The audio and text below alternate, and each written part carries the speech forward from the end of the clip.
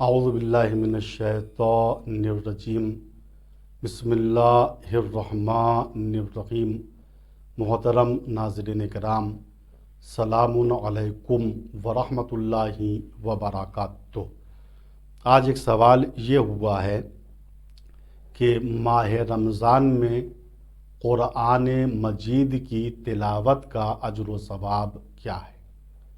دیکھیے، میں اس سوال کے جواب میں عرض کروں کہ ماہ رمضان ایک ایسا مقدس مہینہ ہے جس میں برکت ہی برکت ہے۔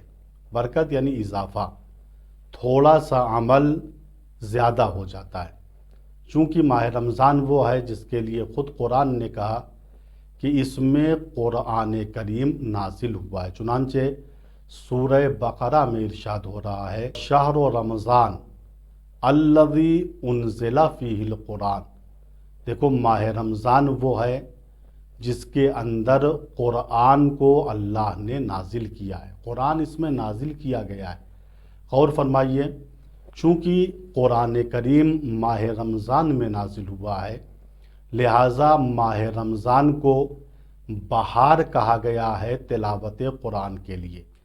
امام محمد باقر علیہ السلام ارشاد فرماتے ہیں کہ لِكُلِّ شَيْءٍ رَبِيعٌ وَرَبِيعُ الْقُرْآنِ شَهْرُ رمضان۔ دیکھو، ہر چیز کی ایک بہار ہوتی ہے۔ جب بہار کا موسم آتا ہے تو چیزوں میں شگوفائی پیدا ہوتی ہے، بالیدگی پیدا ہوتی ہے، توانائی پیدا ہوتی ہے۔ تو ہر چیز کی ایک بہار ہے، اور قرآن کی بہار کا نام ہے ماہ رمضان۔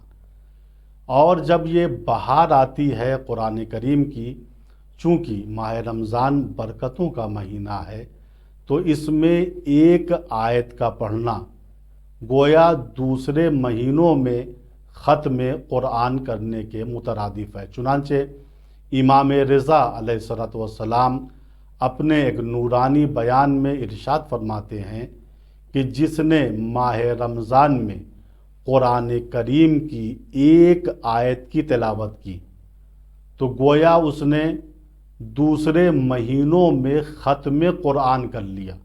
مثلا ماہ رمضان میں ہم نے بسم اللہ الرحمن الرحیم کی ایک آیت پڑھی، ایک ختم قرآن کا ثواب ہم کو مل گیا۔ اس کے بعد ہم نے پڑھا قل هو اللہ احد، یہ دوسرے ختم قرآن کا ثواب مل گیا۔ پھر ہم نے پڑھا اللہ الصمد، تیسرے ختم قرآن کا ثواب مل گیا۔ کیوں نہ ہو، چونکہ قرآن ایک خزانہ ہے، قرآن ایک ثروت ہے، قرآن ایک بے نیازی ہے۔ چنانچہ اللہ کے پیغمبر صلی اللہ علیہ وآلہ وسلم اپنے ایک نورانی بیان میں ارشاد فرماتے ہیں، القرآن غنا۔ دیکھو، قرآن بے نیازی کا نام ہے، قرآن ایک ثروت ہے، قرآن ایک خزانہ ہے، لا فقر بعدہ۔ قرآن کے بعد انسان کبھی فقیر نہیں ہوتا ہے۔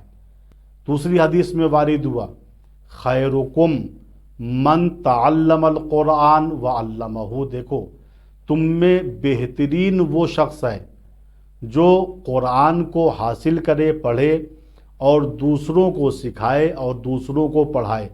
لہٰذا اگر ہم چاہتے ہیں کہ ہم دنیا سے بے نیاز رہیں تو ہم کو چاہیے قرآن کریم کی تلاوت کریں، بالاخص ماہ رمضان میں۔